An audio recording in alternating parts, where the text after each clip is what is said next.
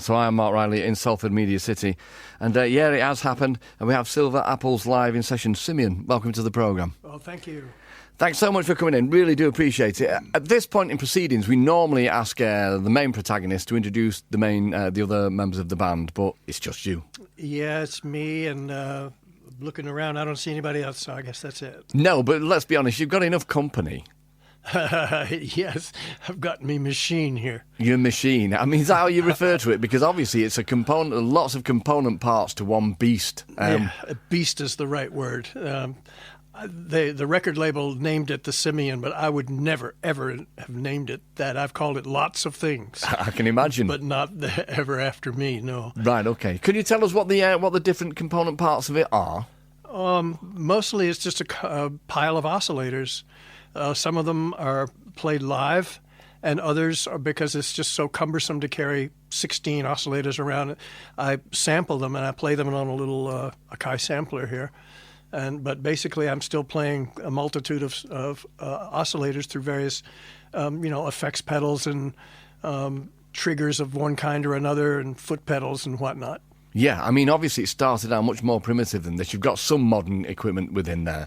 But you were kind of a parallel universe. You've got Rick Wakeman over there with 7 keyboards around him. And in here we've got you, and we're happy. Let's put it that way. Yeah, okay. You're going to do 3 songs for us tonight then, Simeon. So what are you going to do first for us? I'm going to do a song called Fractal Flow.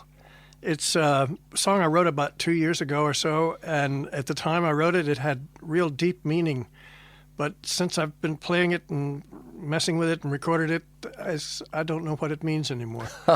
So whatever it is, it's very important because it was when it started off, but I have no idea what that is. Absolutely. Well, fill your own gaps in, I suppose. Yeah. Fabulous. Silver Apples live in session.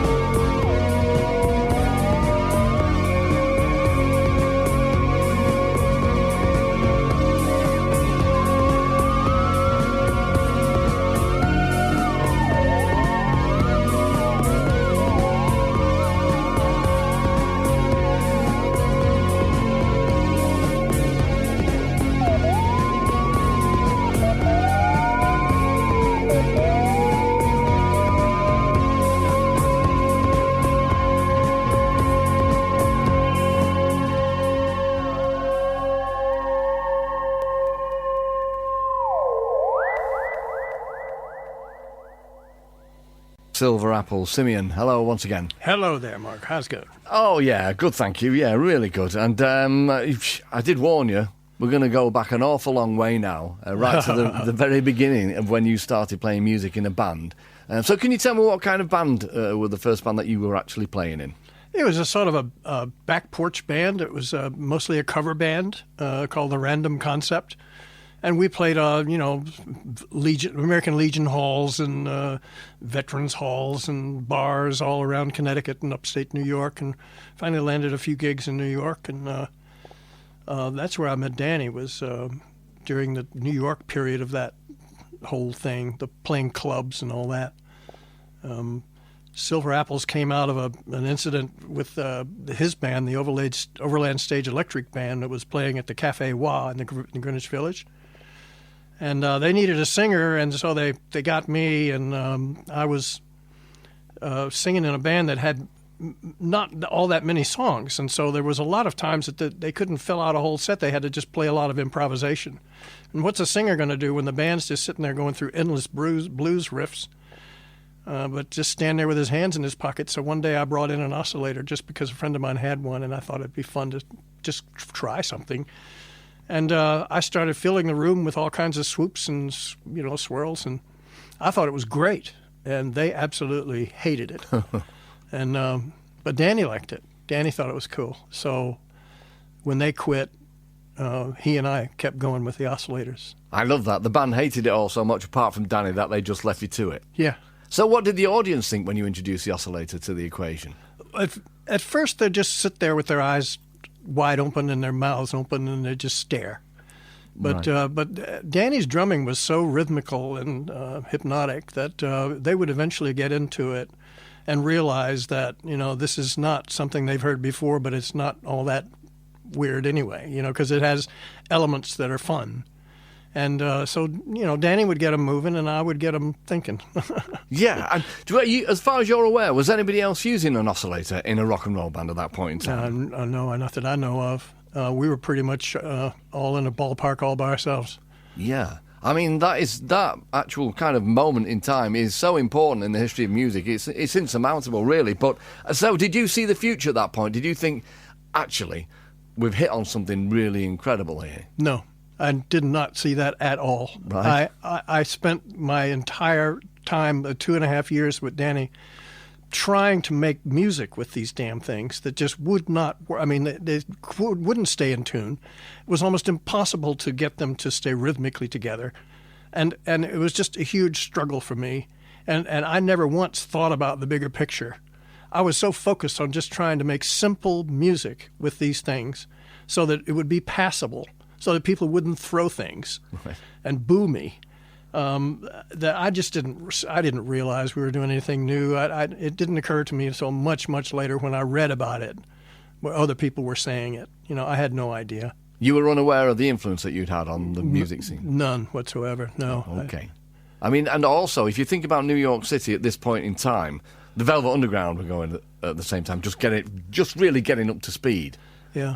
And you had two bands who were just changing the face of music there to a not big audience at the time, and I'm sure the Velvet Underground weren't aware of it. Were you cross-pollinating with the Velvet Underground at that point in time? Were you mates of theirs? Socially, a bit. I wouldn't say that we were mates. I mean, we hung out in the same bar, the Max's Kansas City, and we would go to an occasional party at the Factory Loft.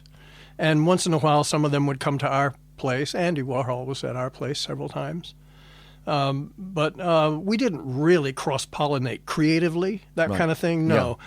They were in one world, and we were in another. And it was just, it was fun to have them around, but we didn't really interact. Yeah, because it is great because you were both ripping up the rule book, but independently in a very in a very small area, really. Yeah, they would come to hear us play at Max's, and we would go to hear them play when Andy Warhol played a lot of these big arenas where he would have them in, and he would have like projections of one kind or another. I think he called them the plastic inevitables or something like that. Explosion, yeah. Yeah, and so there would be like 25 people sitting around this vast auditorium. So it's practically empty, but there's the underground on the floor playing these 2 or 3 hour long sets. And it was a real interesting experience to see that all going on. Now, we know that Andy Warhol tinkered with the Velvet Underground because he introduced Nico into the equation. Right. And I hope you don't mind this, because it was Jack who told me earlier on that Andy Warhol tried to do a similar thing with Silver Apples. Yeah, he did. He had he called one of his superstars. Basically, it was a lady who had no experience doing anything, music or acting or anything, but she was a superstar because he declared her such. Yep. Her name was Ultraviolet. And he decided that he wanted to do with her the same thing that he had done with Nico and the Velvet, so he would put Ultraviolet with Silver Apples. Well, she came over for a few rehearsals, and Danny and I just kind of looked at each other and just said, "Oh my God, what are we going to do with this?" And we played one or two gigs, and it was just impossible. I mean, she didn't have any concept whatsoever of what we were trying to do, or what. I mean, she would scream just from one end of the song to the other. That was her idea of her contribution. So we just said no, and at one point, Warhol said, "Would you reconsider if made a portrait of you and a portrait of Danny?" And we said, "Well, I guess, I don't know, And so I got my portrait, and I think Danny got his, and we said no again. Good work. Good work. I love it. And I also I love the fact that you weren't particularly happy with what you were creating at that point in time, but regardless, you still couldn't have Ultraviolet in the band. That was... Yeah, right. I mean, we had a goal. We wanted to make this thing work somehow. And by the time we got around to recording the second album, I think we had pretty much had our feet wet. We knew what we were going to do. I mean, we were starting to be able to, like with A Pox on You, for instance, we were able to get a grip on how to make ugly sounds work with the song, and to create a mood where they were appropriate. And so we were more adjusting the music to the machine as we went, and learning that way. And that's kind of the thing I do still today, even. Yeah, sure. And I mean, again, talking about New York City at that point in time, are you aware of the fact that did the band Suicide come and watch Silver Apples play? Oh yeah, I think so. Now I'm not sure. He may have been too young to get into Max's. Both of them, either Marty or Alan. Right. But later on, I became very aware of them, and they openly talked about how influenced they were by Silver Apples, and I was always honored by that. I love those guys. They were great. Oh, a wonderful band, and obviously Alan Vega's just passed away recently. Yeah. But they are always used, as like a real benchmark of a revolution in music. But you can join the dots really and see what they're taking from you guys. Mm-hmm. Well, Alan was open about that. I mean, he didn't try and make a secret of it. He just said, I owe my whole idea to Silver Apples. Yeah, cool. And a wonderful band, a really wonderful band. Oh, they were wonderful. Okay, so let's have another song then, if you don't mind then, I do not mind. Okay, what are you going to do now for us? It's a song called Nothing Matters. Great.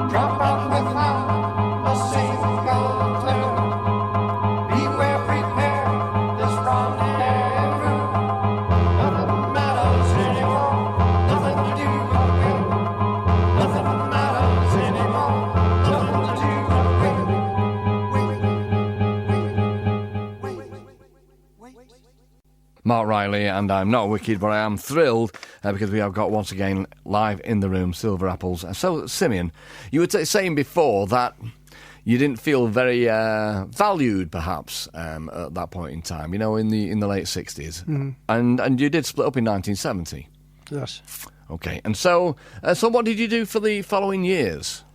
I just figured if I couldn't be a Silver Apple, I just didn't want to be a musician. So I went into the visual arts, where I kind of started off that way anyway. When I first went to New York, I decided I wanted to be a famous artist, not a musician. So I went back to that, and I stayed with that until the German bootleg appeared and brought Silver Apples back to the attention of listeners and me. And I said, well, heck, maybe I can be a musician again. So I went back to Silver Apples. Was this in 2000? What was 1996? Was it? Yeah. Right about in there, 1996. Okay.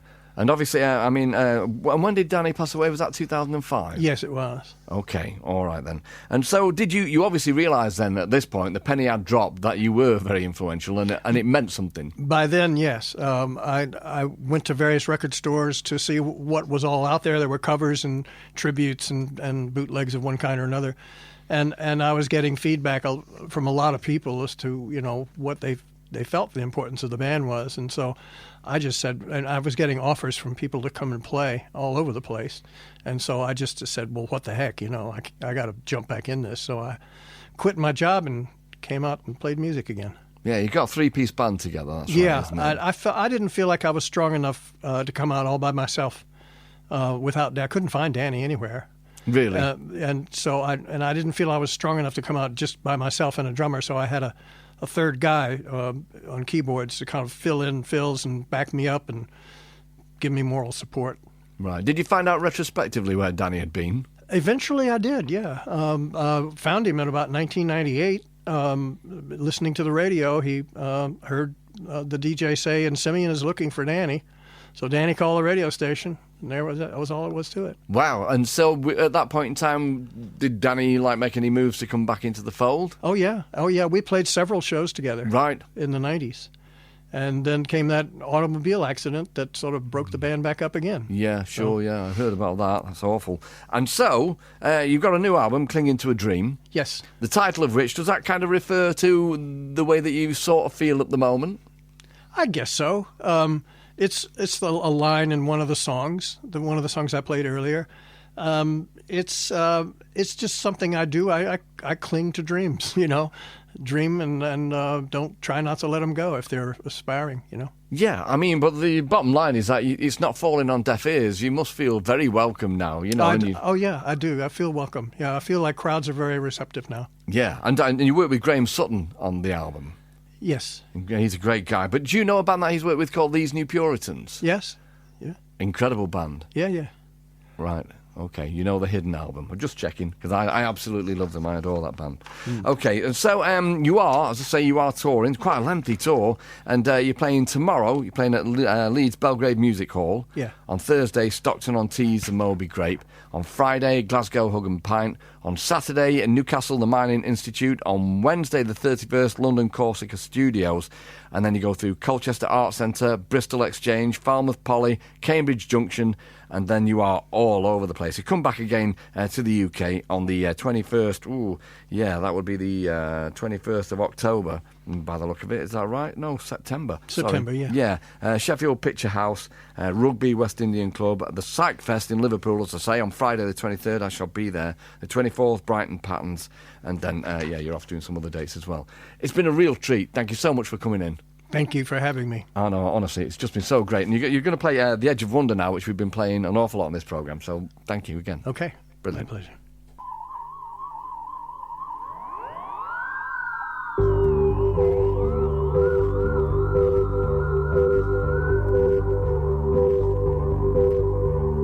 Lingering on the edge of wonder, clinging to a dream, the stream meanders, hearing through the eyes of some of us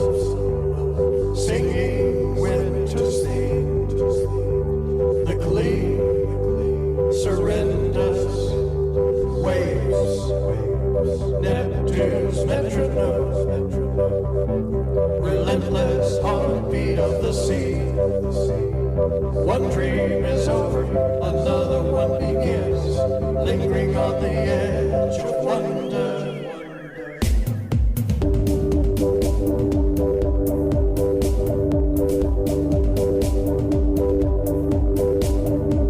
Walking through the fields of clover, breathing to and from, the glow meanders, staring at the far horizon, pondering distant scenes. The tree continues, wind, Aphrodite's violin, soaring chorus of the air. One dream is over, another one begins, walking through the fields of clover.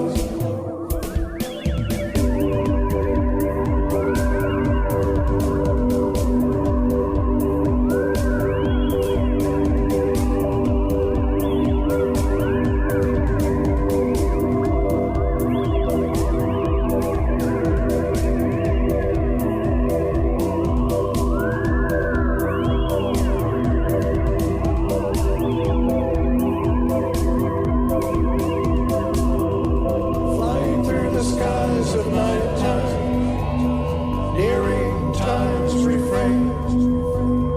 The plane continues, swimming through the clouds of raindrops.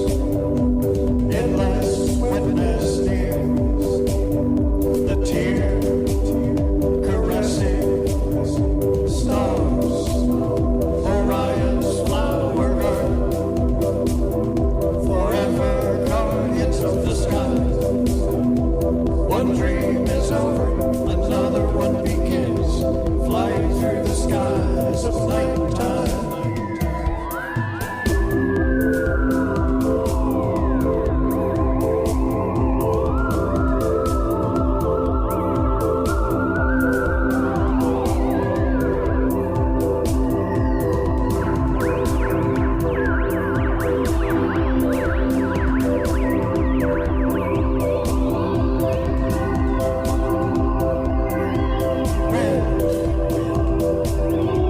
Aphrodite's violin, soaring chorus of the air. One dream is over, another one begins, lingering on the edge of wonder.